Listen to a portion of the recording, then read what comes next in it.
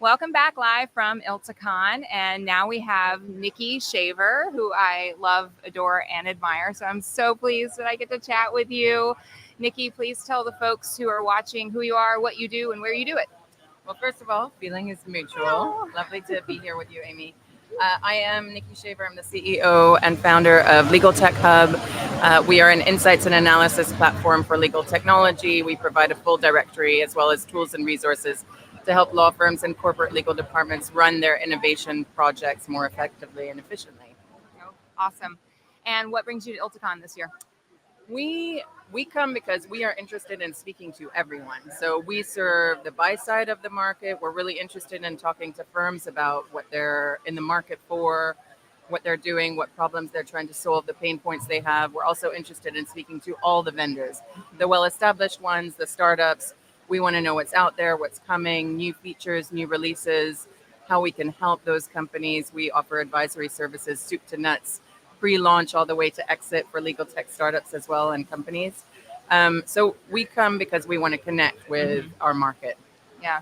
And what are you seeing so far? Like, what's got you energized and excited? Yeah, this year, I'm sure others have said this. There is a really good vibe at ILTACON It's this a year. great vibe. There is a tremendous amount of energy, really good conversations happening. It's exciting to see the number of startups that I think are being run by very young, energetic people that really solve a problem. Yeah. So we have the broad AI legal assistant solutions, but we also have these really targeted solutions that are coming in that I think show a lot of promise. I think it's exciting that we're seeing some really heavy hitting decision makers stopping in to speak to the startups is nice. From my perspective, one of the things I'm most excited about are some of the solutions that are not specifically about deploying AI to solve a problem, but are more about how to ease the deployment of AI solutions for law firms and other organizations. In other words, how to make it easier to more safely and securely and responsibly deploy AI solutions. Yeah, that's interesting. So we had Toby Brown on earlier, and he was talking about the economic impact of AI on the legal industry. And so I'm curious, with all that you're seeing and all that you do with Legal Tech Hub, what is your current thinking about sort of the future impacts to the economic model, especially of law firms? Well, I think what's interesting is this year has been the year we're starting to see that impact. It's still small, but we're actually seeing it in a tangible way. So there was a story about Hush Blackwell investing millions of dollars and finding that they had therefore reduced hours by something like 6,000. There's other firms I know of that have deployed AI in specific workflows and have seen a resulting diminishment around billables of a significant percentage, around 10%. So discussions have to happen. Now, for me, that's the most important thing that firms really need to be doing right now is actually thinking it's not okay anymore to say we want to drive adoption of this, so we're not going to yet have the discussions about what the resulting consequence may be around billables. You actually have to start thinking now about how the economic model will be affected and how you're going to set yourself up as a firm to deal with it. Right. And as part of the insights work that you do with Legal Tech Hub, are firms coming to you with those types of questions? They come to us with roadmap and strategy issues around AI, but I think firms are very much keeping those types of questions internal at the moment. Okay. I'm not getting a sense that those discussions are happening at a sweeping scale, or certainly not that they are being openly disclosed yet. Yeah, that was the one of the general takeaways from our chat with Toby earlier. So those conversations are just not being had. I am seeing, it's interesting, I've seen one example of a firm that has started to bill, to actually charge some of their AI costs to clients as well. Yes. Which is interesting. There was you did a post recently that I kind of commented on with the eyeball emoji. This is really interesting, factoring AI into the billing. And the comments were polarizing. I mean, it was really interesting. Oh, and quite venomous. It's very venomous. I think it's really telling because you've hit a nerve. Yes. So that whole change in business model, people are very emotional about it. Yep. Either because they want to hang on to the business model, or because they think we should be able to eliminate it altogether in one flash, Right. without actually going through the steps of understanding how the impact is affecting billable hours, what that means, how to value work if not by the hour, and so on. So one of the solutions that I mentioned in that post is doing something so interesting. They've actually analyzed the amount of time that it takes a human on average to read a document, digest a document, summarize a document. And throughout their system, as you're working, it shows you what the equivalent time would be that it would have taken them if they were not using the technology. Right. And just from an adoption perspective, you can imagine if I'm a lawyer working and I'm thinking, this solution has just saved me 12 hours by summarizing this document. Of course, you need to verify and review it. Right. But immediately you're seeing the gain as you're working. I think that's interesting. It's very interesting, which is why I had the eyeball emoji response. Yeah. So have you been able to make it to any sessions here? I did on the first day. I made it to the keynote, which I absolutely adored. I've heard resounding positive feedback about the keynote. I'm so sad I had to miss it. Yeah, she was wonderful, really talking about the impact of data, and the key takeaway being also, we trust as humans, we trust algorithms too much in our daily lives. And so a really nice warning, if you are deploying AI or algorithms, we've seen this in the legal industry already. This famous Stephen Schwartz, Matt versus Avianca. Oh, Stephen. But we trust them too much. So if we're deploying AI, we need to think about what the consequences would be if it was misused. That, I think, was a good lesson. Yeah, indeed. I want to read her book now, and I want to consume other content from her because I hear that it was quite brilliant. Yeah, she was great. And you're speaking tomorrow. I am speaking. You want to chat a little bit about what you're going to be speaking about? Yeah, it should be an interesting one. It's the last session of the day, so I'm going to be there. I'm excited. One of the reasons it will be interesting is because we're presenting two different views. So myself and Pim Baptiste, who is a consultant out of the Netherlands, we have slightly different views on the time it's likely to take for generative AI to become ubiquitous. And so it's count, pointer, counterpoint. And then Joy Heath Rush is going to sit down and talk to us about why we have these countering views. And I think it should be an interesting one for the audience because everyone has that question. When is this really going to happen? Yeah, I'm actually really looking forward to that session. I haven't had a chance to make it to too many sessions, but that one I'm definitely going to make it to. I'm glad. Yeah. So you have a booth here this year. Have you had a chance to also walk the vendor hall? Absolutely. And what's catching your eye? Well, the LexisNexis spaceship is kind of cool. Because we power the ILTA sponsor directory, we had a heads up ahead of time of all of the vendors who are going to be in the hall. But it has been interesting walking around and seeing there are always themes. I think it's fascinating, given what we've just been speaking about, kind of an irony that there are a lot of new automated timekeeping solutions. I know. I noticed that too. Yeah. And that's kind of a funny one. Yeah. Otherwise, I think a lot of the things that are exciting this year are new features in some of the solutions we're all interested in. So the next version of CoCounsel and of course CoCounsel Draft has just been released, looking at how Henchman is being integrated into the LexisNexis product. Harvey's just released like a chat, a new version of their chat. So those things I think are fun to look at. And Harvey's here. Actually. And Harvey is here in full force. With a significant team and a very cool booth. And lots of good swag. Absolutely. Everyone wants a Harvey cap. A Harvey cap and really nice notebooks, candidly. Yeah, it was interesting. I think they were a late edition. I don't think they were on the early rounds of exhibitors here. So it was interesting having a chat with them on opening night. Yeah. Because they've been so mysterious, They've been mysterious in the past, but I think their transparency is at the core of what they want to be now. And so I think showing up here with a full contingent is really part of that and hopefully sends a message to the legal community that they are out and proud and happy to show and talk about what they're doing. Yeah, it'll be interesting. We'll see where they go from here in their public persona. Yeah.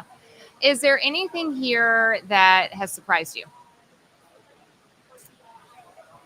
I mean, a lot of the players that we are seeing in the exhibit hall are the same Yep. players. So even though all of us are talking about generative AI all the time, there is, people are still trying to solve problems. Right.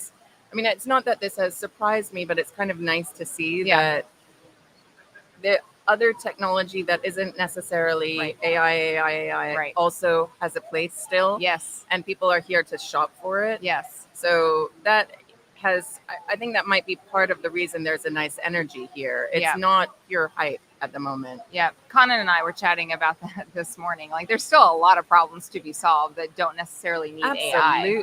Absolutely. Yeah. What about Startup Alley? Any fresh young talent that you were talking about? Any standouts? I mean, I will say I have a bit of a bias because I know some of them quite well. Legal is here from Portugal. They're a really elegant drafting solution in Word that pulls in both your knowledge-based content as well as third-party research. And unlike a lot of the other drafting solutions that are focused just on transactional or just on litigation, they do both. Okay. So that's quite nice. Wemble are here as well. A young, early stage-ish company for workforce allocation and capacity management. I think that's a really interesting one. That's very interesting. And I wonder what those solutions are going to look like as firms start to incorporate AI. Is that going to factor into the workforce allocation and how staffing decisions are made? Right. Yeah. I imagine it probably will. I imagine too, but yeah, I mean, we have to kind of wait and see. That's true. Yeah. I think there are a number of areas where we're going to see significant evolution in the next couple of years. Yes. Well, it's going to be interesting what ILTACON 2025 is going to look like, right? Yeah. Well, and if I had to, like 2026, I think my guess is we put out a due diligence analysis recently of the solutions that are the strong ones to look out for now. And as I was writing it, because we did a ton of research into the area, there are, I would say, 5 or 6 solutions that are not even on the grid that by next year may be the leading players on the grid. So some of these areas are moving incredibly quickly. Right. It's such an exciting time. I mean, for folks like us that have been doing this legal innovation stuff for a while. But it's amazing to see the pace. Like, oh yeah, all of a sudden, finally the pace. But I do, I wonder, because legal is such a slow industry, is this pace too much for those of us outside of what we do, right? Outside of ILTA, how is the pace being received? I've spoken to a few people at firms who are struggling with that. Yeah. Firms often, especially large firms, just cannot move fast enough.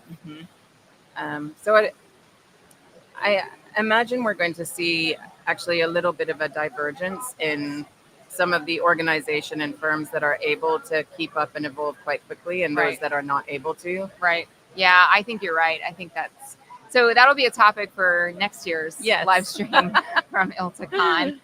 1 year on. Yeah, 1 year on. I know it would be nice to kind of come back and do a look back of what were we talking about in 2024. Outside of ILTACON, what are things that are top of mind for you?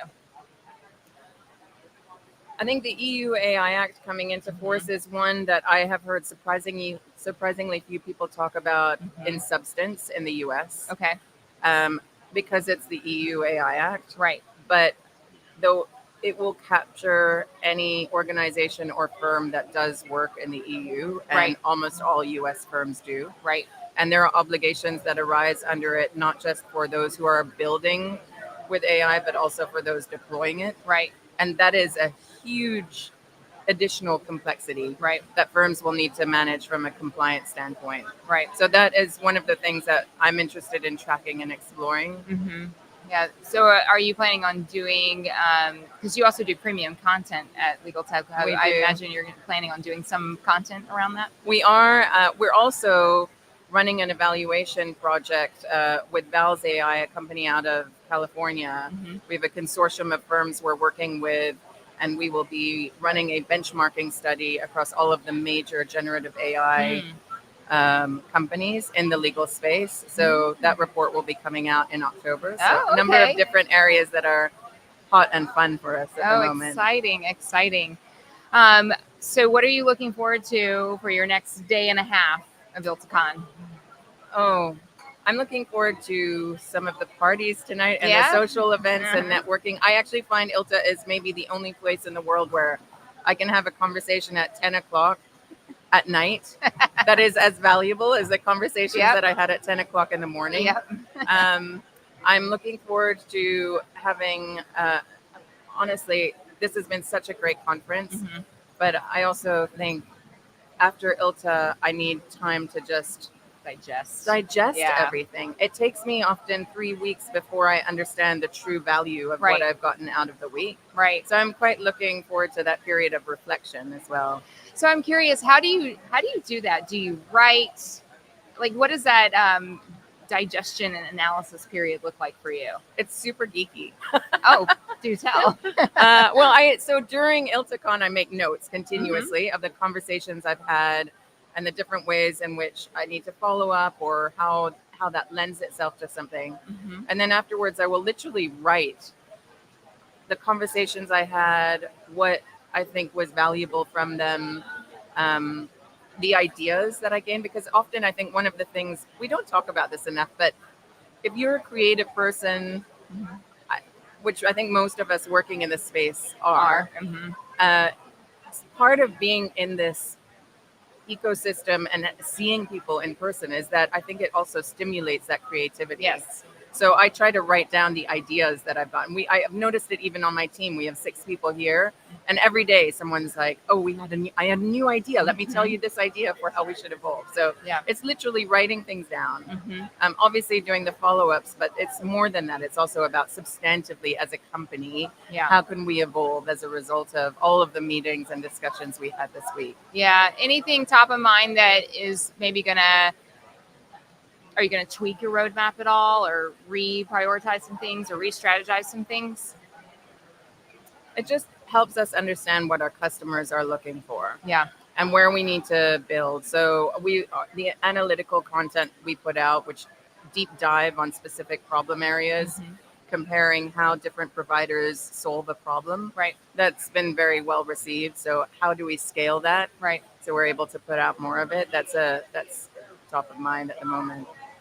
So for those that are watching that are not able to attend ILTACON, what are some parting words of wisdom that you can share?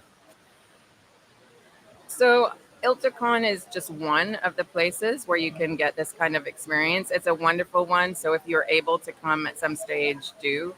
But there are so many other opportunities to have valuable discussions with people in the ecosystem. And it really does make a difference to have those discussions in person when you can. Yeah. So look out for other conferences. We have one coming up actually on September 19th in New York City, which will be a great one with a lot of providers there showcasing their solutions and also good discussion. I know Patrick DiDomenico has one, Yep. the KM&I conference. Yep. So there are a lot of other opportunities, just getting together in person, even if it's with a small number of people. In Brooklyn, we now do a Brooklyn Cool Kids meetup, which is just legal tech people who live in Brooklyn. And it's like 5 or 6 people, but we just hang out. And it's just that stimulation of seeing people and having those chats in person is fantastic. I love it. We used to do I'm from Portland, Oregon, and we used to do a Portland KM meetup, and I want to revive those. Yeah, There's you a few of us should. out there. You Yeah. should. Yeah. Well, thank you so much. It's been so a delightful pleasure. hearing from you, and good luck tomorrow. I'll be in the audience rooting you on. Yay. Yay. Thanks, Amy. Thank you. It's great.